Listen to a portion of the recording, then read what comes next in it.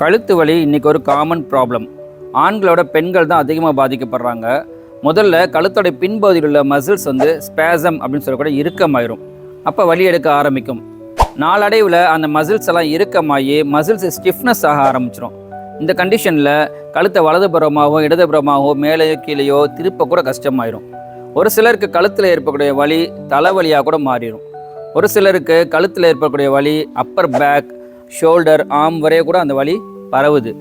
பொதுவாக இந்த பிரச்சனை கம்ப்யூட்டர் அதிகமாக ஒர்க் பண்ணக்கூடியவங்க, டெஸ்கில் அதிகமாக எழுத்து வேலையில் இருக்கக்கூடியவங்க, டெய்லரிங் பண்ணக்கூடிய விமன்ஸ், அதே போல் டிரைவிங்கில் இருக்கிறவங்க, கம்பெனிஸில் பேக்கிங் ஒர்க்கில் இருக்கிறவங்க, அது தவிர தூங்கும் பொழுது தப்பான பொசிஷனில் தூங்குறது அல்லது 2-3 தலானை வச்சு தூங்குறது, இந்த மாதிரி பல காரணங்களால் கழுத்து வலி ஏற்படுது. இந்த பிரச்சனையோட நம்ம ஹாஸ்பிட்டலுக்கு ஒரு லேடி வந்திருந்தாங்க.